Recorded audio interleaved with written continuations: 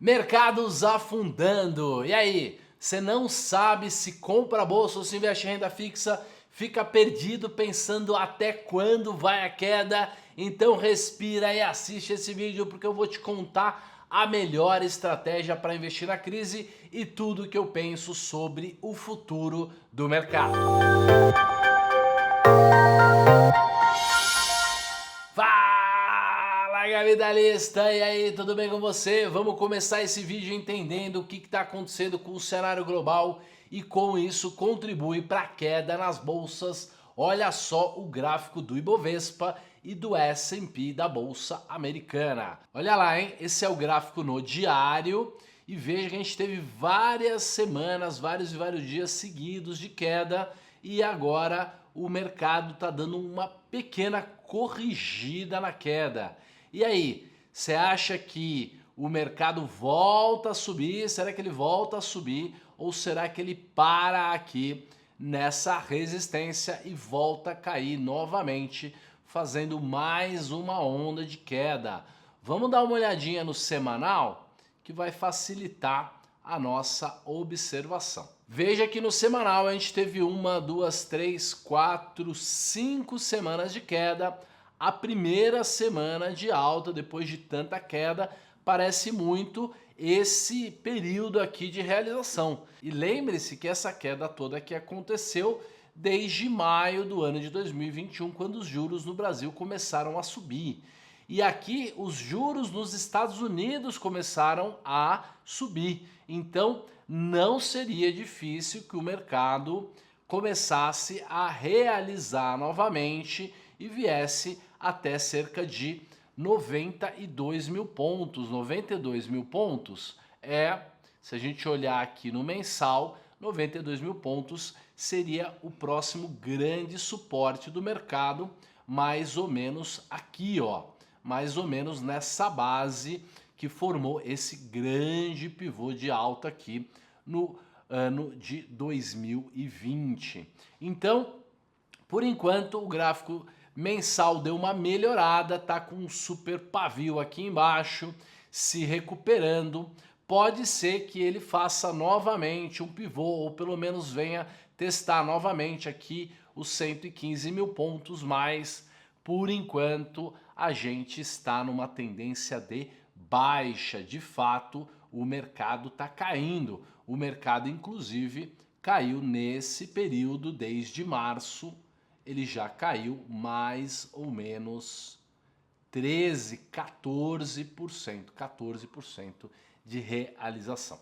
E por que o mercado está afundando? Por que ele está caindo tanto? Olha, os principais motivos são o seguinte: alta de juros no Brasil, né? O final do ciclo da alta de juros no Brasil e no mundo, né? Nos Estados Unidos, inclusive, está começando a subir os juros. O Fed pretende continuar subindo os juros e também começar a fazer o tightening, quer dizer, começar a parar de comprar os ativos, aumentar o seu balanço, pretende inclusive diminuir o seu balanço, no começo simplesmente deixando os títulos que eles têm para vencer, deixando os títulos vencerem, não renovando esses títulos. Então, o objetivo do Banco Central americano é subir juros e parar de comprar títulos, e isso pode causar mais uma grande queda nos mercados internacionais. Então existe uma boa probabilidade que os preços dos ativos continuem caindo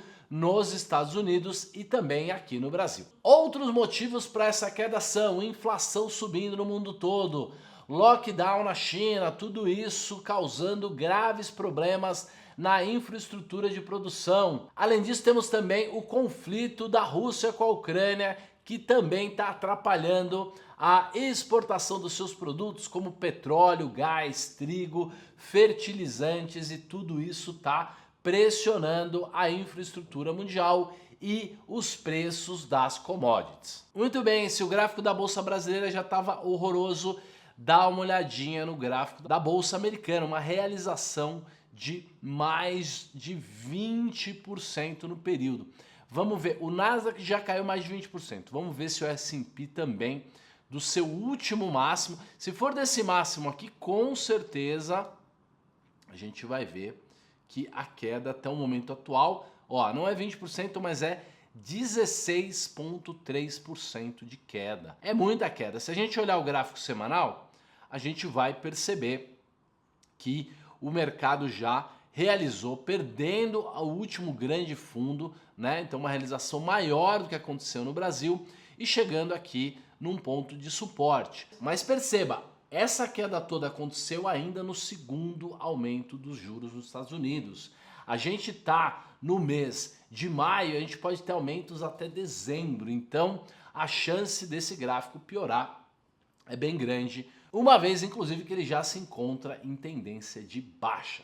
E o que vem causando toda essa inflação no mundo, que faz com que os bancos centrais sejam obrigados a aumentar os juros e já estão atrasados, é a impressão de moeda. Então a inflação está sendo pressionada do lado da oferta por conta do preço das commodities, do petróleo, do gás, de comida e tudo mais, mas a inflação também vem acontecendo por conta da demanda, né? Nos anos de 2020, 21 e 22 houve muita impressão de moeda, bancos centrais do mundo todo imprimindo muito mais moeda para, digamos assim, proteger, para, digamos assim, incentivar a economia durante o período de pandemia que nós tivemos e agora está chegando a ressaca. Então, boa parte do aumento dos preços que vem acontecendo no mundo não é só por conta das commodities e isso deixa a situação econômica global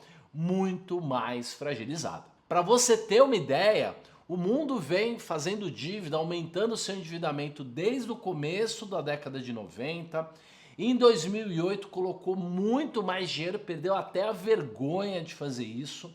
A dívida sobre os PIBs dos países está cada vez mais alto, então a situação econômica global é o seguinte: a gente era aquele cara que já vinha se endividando, já não estava bem, aí pegou uma doença lá em 2020, ficou mal, teve que pegar mais empréstimo ainda e depois se meteu numa briga, numa luta, numa guerra de vizinhos e tudo isso está deixando o mundo num caos econômico. Então muita gente me pergunta: Roxo, o que eu posso esperar? Será que a gente vai ter um colapso? Será que isso está acontecendo? É um colapso? Olha, antes de eu responder essa pergunta para você, já aperta aí o like, já se inscreve no canal se esse conteúdo estiver sendo útil para você.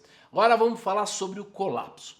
Provavelmente nós não teremos colapso por enquanto, né? A gente vai ter uma queda na bolsa, é possível que a bolsa ainda caia alguns meses enquanto a tendência dos juros e da inflação for de alta, mas em algum momento isso vai começar a inverter, gerando inclusive um espaço para grandes oportunidades de compra. Poxa, se a economia está tão mal, por que a gente não vai ter um colapso? Porque a volatilidade já está muito alta, os preços já estão caindo, o mundo não está tão alavancado, pelo menos não tão vendido em derivativos como estava em 2008, e os bancos centrais vão acabar mudando a sua política, mudando a sua postura se o mercado começar a cair muito rápido, a liquidez secar e os bondes, né, os títulos privados de dívida começarem a colapsar. Então, eu não acredito num colapso nesse momento, mas não significa que ele não virá. Ele costuma vir normalmente depois, né, que as economias são salvas, depois que se coloca mais gasolina aí na fogueira, o mercado começa a recuperar e aí sim é quando a gente costuma ter um colapso. Então fique esperto, a gente pode ter uma recuperação, a gente pode ter uma diminuição aí nos conflitos, isso pode gerar um otimismo, a bolsa pode subir bem, mas isso vai aumentar a possibilidade de termos um colapso porque a situação econômica do mundo é irreversível. Então, enquanto o mundo tiver essas quedas lentas, naturais e não tão aceleradas, o Banco Central americano deve continuar mantendo a estratégia de aumento de juros, né? A queda na bolsa é positiva para a diminuição da inflação, porque ela causa uma sensação de empobrecimento, né?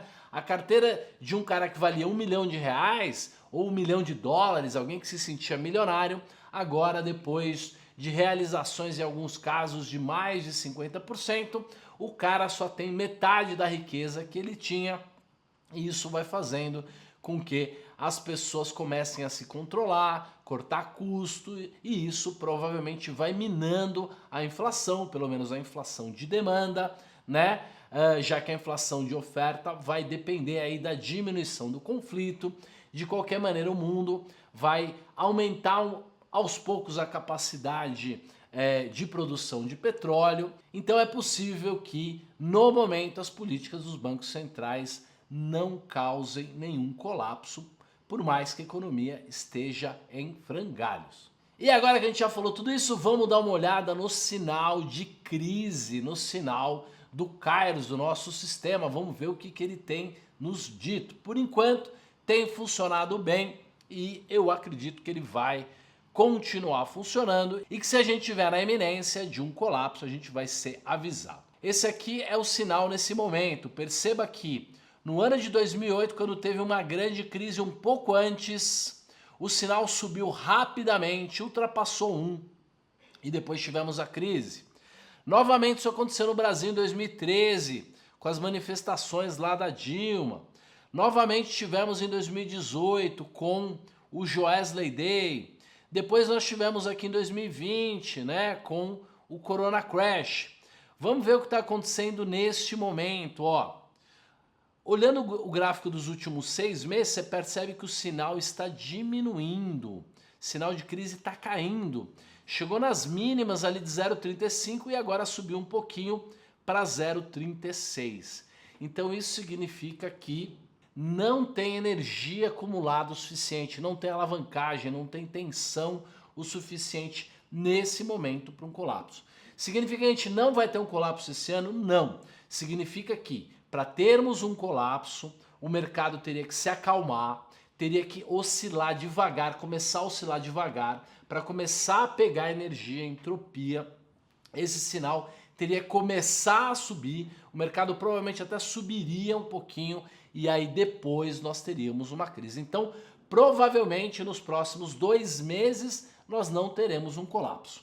Não sabemos os próximos desdobramentos e isso pode mudar rapidamente. Então, Roxô, depois de tudo isso, como é que eu invisto na crise? O que eu faço? Olha, se você já vem me acompanhando faz tempo, você conhece a estratégia Barbell. A estratégia Barbell pressupõe ter a maior parte do seu dinheiro, 70%, 80% do seu dinheiro em algo conservador, renda fixa pós, um pouco de pré-fixado, um pouco de moeda. E 20% a 30% do seu dinheiro em risco, em bolsa. Então, se o pessoal vem fazendo o Barbell, não perdeu tanto dinheiro assim na bolsa e além disso a queda na bolsa está abrindo espaço para novas compras, novas entradas. Então, na medida que o mercado vai caindo, você vai fazendo novas compras. Então, se no seu Barbell hoje o mercado caiu, isso tem que te deixar feliz. O Barbell é uma carteira que garante que você se sinta satisfeito com qualquer variação. Se o mercado sobe, você fica feliz porque está ganhando com a bolsa. E se o mercado cai, você fica feliz porque ainda tem um monte de grana na renda fixa, um monte de grana na reserva de oportunidade para poder comprar mais ações. Então, agora o mercado caiu, pode cair mais. Se tem espaço na sua carteira para comprar mais ações, você pode comprar mais ações, mas sempre deixa um espaço. Se abriu 4% de espaço para você comprar ações na sua carteira, não compra os 4, compra 2. Por quê? Porque a gente espera que o mercado fique ainda mais barato. Então o que está bom pode ficar ainda mais barato. E enquanto isso você vai ganhando 12 ou mais de 12% ao ano na renda fixa e mesmo que o mercado passe a subir de uma hora para outra, não teria problema, porque você tem uma carteira de ações e ela vai se favorecer na alta. Então, fica tranquilo, respira fundo, fica calmo. Enquanto o mercado for caindo, vá comprando aos poucos, não dê all-in, não zere a sua carteira de renda fixa. O mercado pode fazer muito mais coisas do que a gente imagina, mas sim, o mercado está barato, é uma oportunidade, pode ficar mais barato ainda, então acompanhe de perto. Eu sei que você está perdendo alguma grana, você olha lá no seu home broker, tá vermelho, você sofre, você se sente incompetente, mas esse é o melhor momento para acompanhar de perto e comprando ações e inclusive se você nos acompanhar aqui vai poder junto com a gente achar esse ponto de virada e comprar mais ainda ações, ficar mais agressivo ainda. E aí, capitalista, qual estratégia você está fazendo agora para se beneficiar dessa crise? Comenta aqui embaixo para eu ficar sabendo. Um grande abraço para você e tudo de bom!